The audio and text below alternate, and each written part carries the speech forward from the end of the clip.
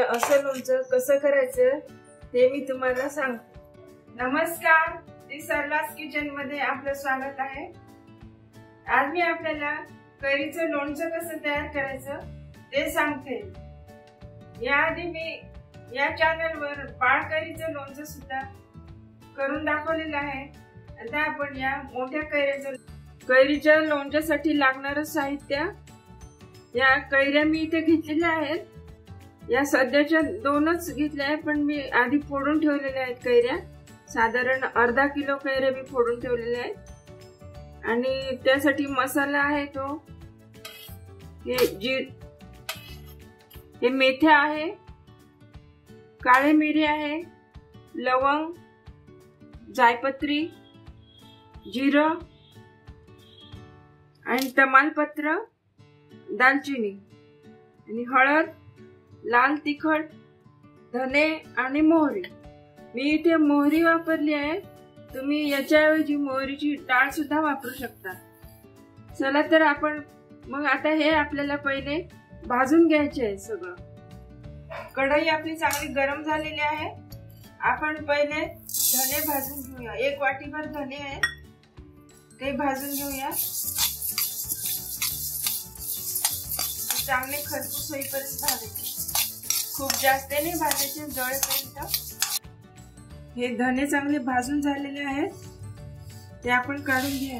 हे भाजायचे यासाठी कारण त्याच्यात काही फंगस राहायला नको, म्हणून सगळं भाजून घ्यायचं।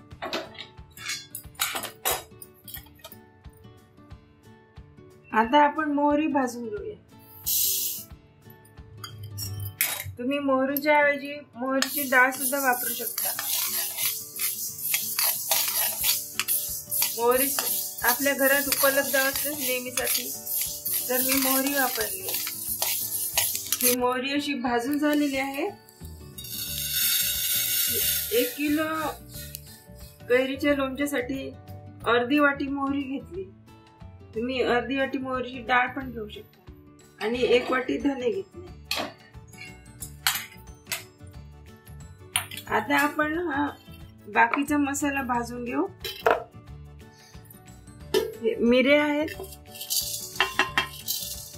हे लवंग, हे जायपत्री,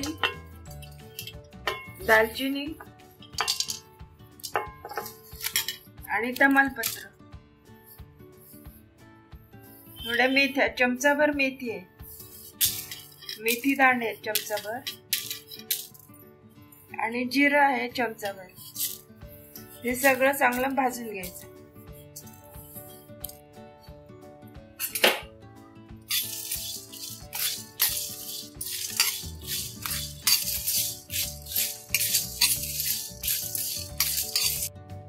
मिरे, तमालपत्र, जायपत्री, लवंगा हे सगळं छान भाजून घेतलं आहे। आता आपण मसाले सगळे असे भाजून झालेले आहेत। हे मोहरी, हे सगळे आता आपल्याला वेगवेगळे बारीक करायचे आहेत। आणि मी लोणच्यासाठी सरसूचं तेल वापरते। तुम्हाला सरसूचं तेल आवडत नसेल तर तुम्ही शेंगदाण्याचे तेल वापरू शकता किंवा तिळाचं पण तेल वापरू शकता।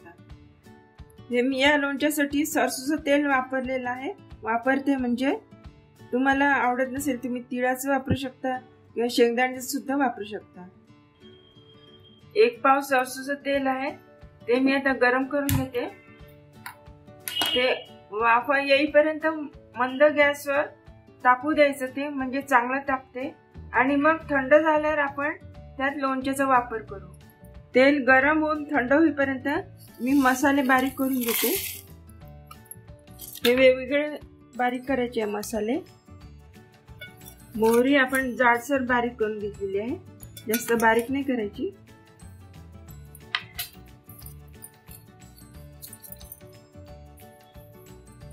आता धने बारीक करून घेऊ।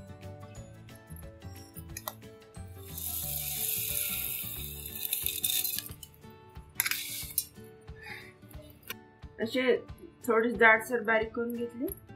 सगळा मसाला आपला बारीक करून झालेला आहे। आणि आता एकत्र करूया। वेगळा बारीक करून घेतला, आता एकत्र करूया। माझं मीठ सांगायचं राहिलं होतं, मुख्य म्हणजे मिठाचंच काम आहे. तर 1 किलोला 1 वाटी मीठ घ्यायचं फुल भरून.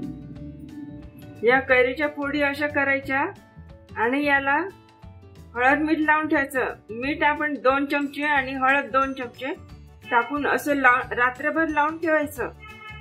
आणि मग सकाळी आपण या अशा एका जाळीच्या भांड्यामध्ये सगळ्या कैऱ्या काढून त्यातलं पाणी नितरून घ्यायचं. हे असं इथे पाणी सगळं निघालेलं आहे. पाणी काढून घेतल्यावर या कैऱ्या एक पूर्ण दिवसभर सुकू द्यायच्या. कारण या सुकू दिल्या म्हणजे 1-2 दिवस सुकू दिल्या म्हणजे त्या चांगल्या कडक होतात, नरम पडत नाही. या चांगल्या कडक आहेत अजून. अशा कडक कैऱ्या होतात.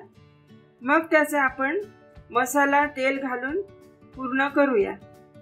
आपलं हे घरचं नेहमीचं लाल तिखट आहे, पण तुम्ही काश्मीरी लाल तिखट घेतलं हे असं तर लोणच्याला चांगला लाल रंग येतो. तर तुम्ही हे सुद्धा घेऊ शकता. आता आपलं तेल गरम करून थंड झालेलं आहे. त्यात आपण सगळा मसाला टाकूया. हा बारीक केलेला मसाला टाकूया. आणि हळद आपल्याला 2 चमचे हळद लागेल. 2 चमचे हळद टाकूया. आणि मीठ आपण पहिले मीठ अर्धी वाटी टाकू.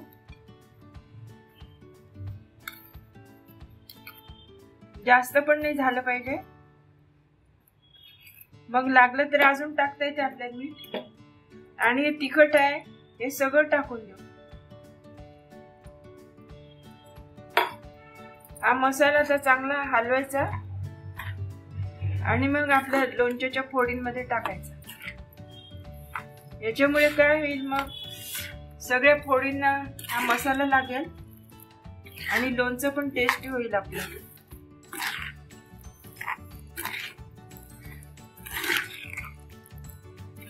आपल्याला हे तेल आपण अर्धच वापरलेलं आहे, 1 पाव. आणि पूर्ण मसाला लावून तयार झाल्यावर बरणीत भरल्यावर परत 1 पाव तेल गरम करून त्या बरणीत टाकायचं. म्हणजे वर तेलाचा तवंग आला की लोणचं खराब होत नाही. आणि मीठ पण आपण चाकून पहा, खारट झालं का कमी झालं त्याप्रमाणे मीठ पण टाका. जसं मी अंदाज तुम्हाला सांगितलेला आहे.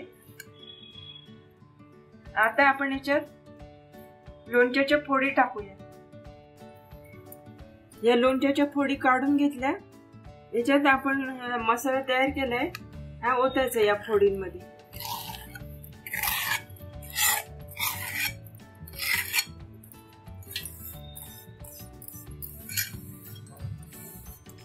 सगळा मसाला टाकून घेतला आणि आता हाताने चांगला मिक्स करायचा. प्रत्येक फोडीला लागला पाहिजे तो मसाला, म्हणजे आपलं लोणचं खराब होणार नाही.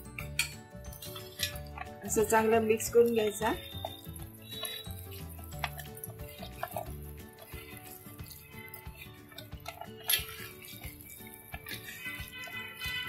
आणि प्रत्येक फोडीला लागला पाहिजे, कोळीला पण लागलं पाहिजे. ते मध्ये एखाद्या वेळेस मग बुरशी सुद्धा तयार होऊ शकते. असं पूर्ण लागलं पाहिजे.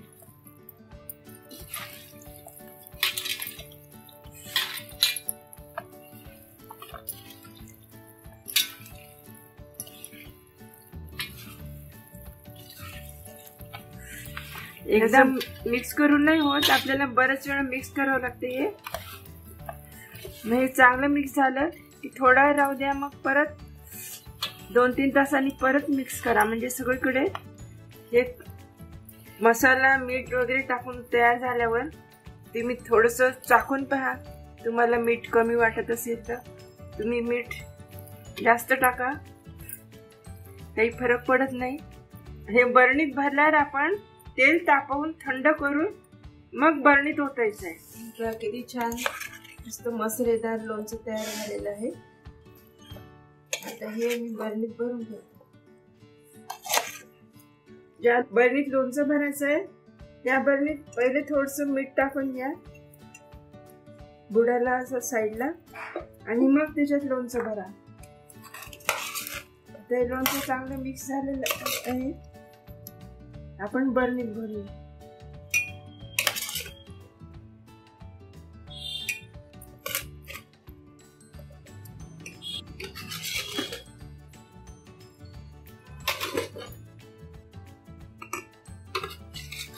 हे असं छान लोणचं तयार झालेलं आहे.